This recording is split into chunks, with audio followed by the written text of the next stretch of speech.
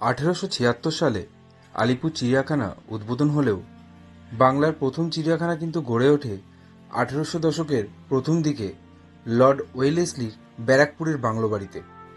এরও অনেক পরে, তার মৃত্যুর পর 1875 সালে স্যার রিচার্ড টেম্পল প্রথম চিড়িয়াখানার জন্য জায়গা ঠিক করেন এবং 1876 সালের 1 জানুয়ারি প্রিন্স অব ওয়েলস আলিপুর চিড়িয়াখানা উদ্বোধন করেন।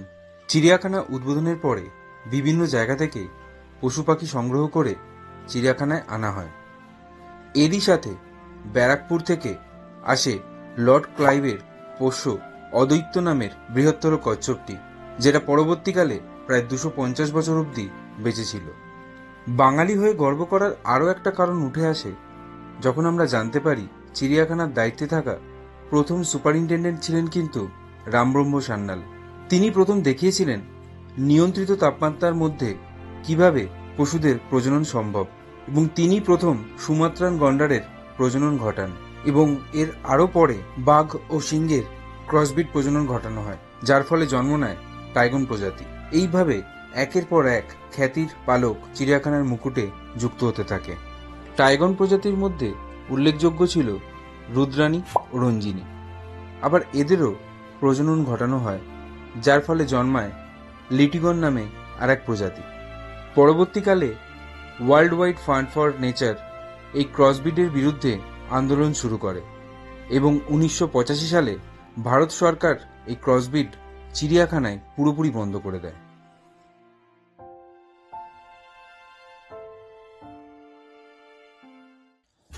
আলিপুর চিড়িয়াখানার নিয়ারেস্ট মেট্রো স্টেশন হচ্ছে যতীন দাস, নেতাজি ভবন আর রবীন্দ্র সদন। এই 3টে মেট্রো স্টেশন থেকেই আপনারা আলিপুর চিড়িয়াখানায় যেতে পারেন।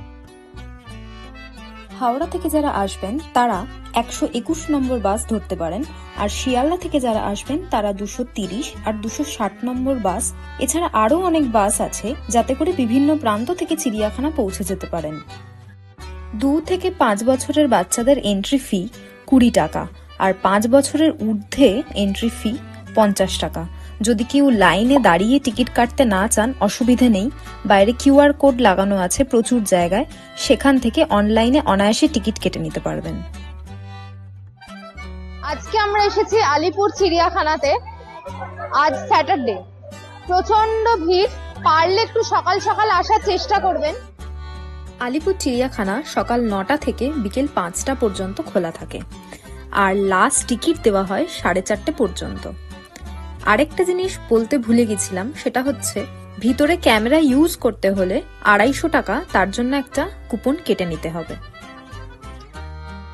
চিড়িয়াখানায় অনেক রকম প্রজাতির পাখি আছে যাদের রং আপনাকে সত্যি মুগ্ধ করবে। এখানে মাকাওয়ের অনেক কালার ভেরিয়েশন আছে, যেগুলো এখানে এলে আপনারা দেখতে পাবেন।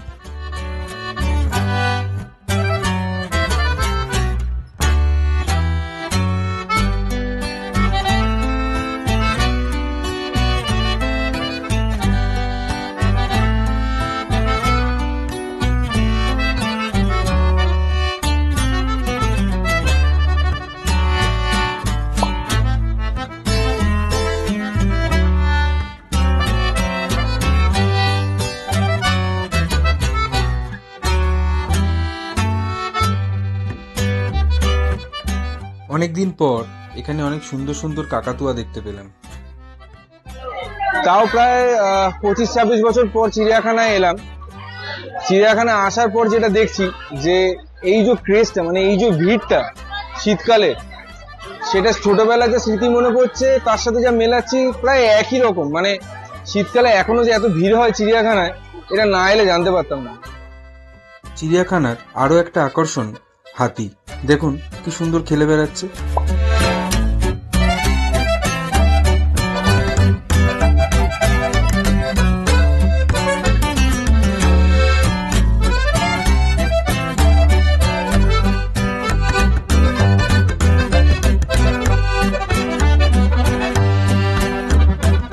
এখানে কিন্তু আপনি পশুদের অ্যাডাপ্ট করতে পারবেন, কিন্তু প্রসেসটা জানতে আপনাকে কর্তৃপক্ষের সাথে কথা বলতে হবে।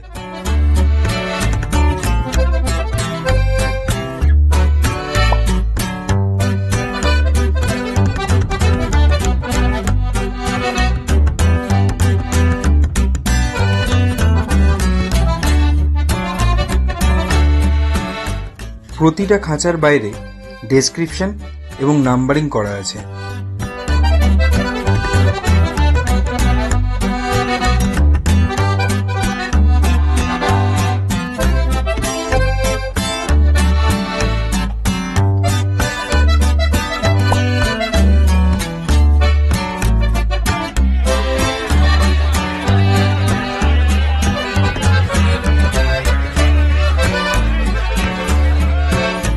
এখানে একজন সিংহীও আছেন, যিনি নিজের খাঁচায় নির্দিষ্ট জায়গার মধ্যে ঠিক পা গুনে গুনে পায়চারি করে চলেন।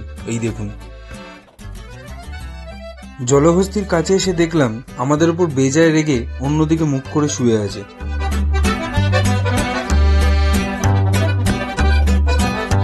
যদি কেউ খাবার ক্যারি করতে না চান, অসুবিধা নেই, ভিতরে প্রচুর দোকান আছে।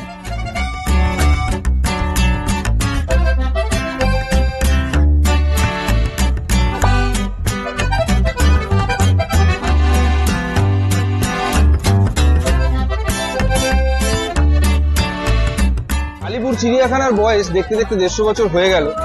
এই 150 বছরে অনেক কিছু পরিবর্তন হয়েছে, অনেক কিছু নতুন সংযোজন হয়েছে। তবে চিড়িয়াখানা এখনো মানুষের প্রেমের জায়গা। কোথাও বাঘ দেখার লড়ালড়ি, তো কোথাও খাওয়ার জন্য মারামারি। মানে এত ভিড়, মানুষজন বসে খাচ্ছে, একটা পিকনিক করছে, দেখতে খুব ভালো লাগছে। এখানে এলে আপনারা কিন্তু সাদা বাঘও দেখতে পাবেন।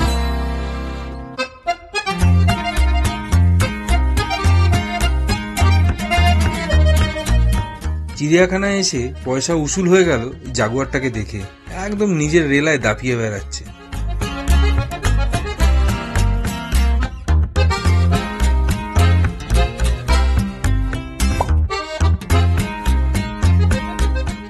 বিভিন্ন জায়গায় সুন্দর ম্যাপ করে দেওয়া আছে, যাতে পুরো চিড়িয়াখানাটা ঘুরে দেখতে অনেকটা সুবিধা হবে।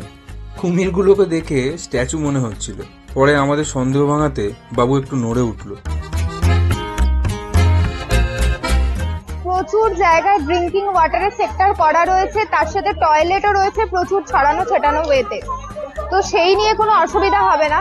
তবে একটা কথাই বলার, সবাই তো এখানে আসছে 1টা-1.5টা থেকে সবাই মোটামুটি খাওয়া দাওয়া শুরু করেছে, কিন্তু প্লিজ নোংরা করবেন না। প্রচুর মানুষ এখানেই খাচ্ছে, এখানেই পাতা, ইভেন প্লাস্টিক সমস্ত কিছুই ফেলছে। ওনারা বারবার করে অ্যানাউন্সমেন্ট করছেন যে কেউ নোংরা করবেন না, কোনো প্লাস্টিক ইউজ করবেন না, প্লাস্টিক ফেলবেন না।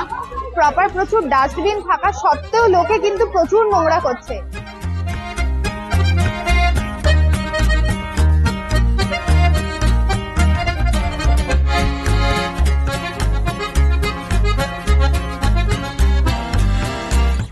দেখে মনে হচ্ছে কচ্ছপটা কি যেন চিন্তা করছে। চিড়িয়াখানায় বিভিন্ন প্রজাতির পাখির মতো বিভিন্ন প্রজাতির হরিণও আছে। খুব ভালো লাগছিল দেখতে তাদের বাচ্চাগুলোকে খেলা করতে।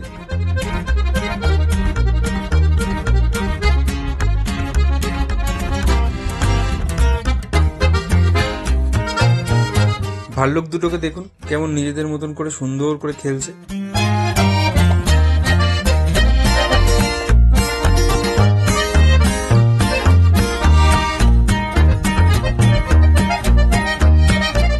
ম্যাডাগাস্কার দ্বীপের প্রাণী সাদা কালো লেমুরও এখানে আছে। দেখুন গ্রিন ইগুয়ানা কেমন চুপচাপ বসে।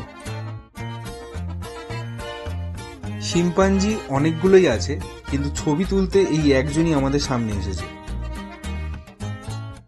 তবে 150তম বছরের মেইন যে আকর্ষণ ওয়াক-ইন এভিয়ারি দেখতে এসেছিলাম, প্রচন্ড লাইনের কারণে এবার আর দেখা হলো না। আশা করি আপনারা নিশ্চয়ই দেখতে পাবেন।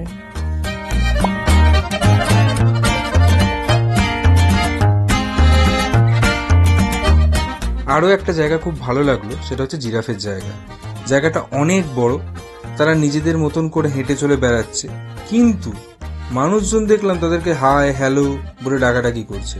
কি না সেলফি তুলবে বলে।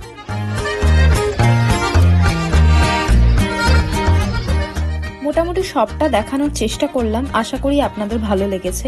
আমাদের প্রায় 3 থেকে 4 ঘন্টা সময় লেগেছে সবটা ঘুরে দেখতে। ভিডিওটি কেমন লাগলো অবশ্যই কমেন্ট সেকশনে জানাবেন। আমাদের সাথে কানেক্টেড থাকতে অবশ্যই চ্যানেলটি সাবস্ক্রাইব করতে ভুলবেন না। খুব শিগগিরই আসছি নতুন একটি ভিডিও নিয়ে। সবাই ভালো থাকুন, সুস্থ থাকুন।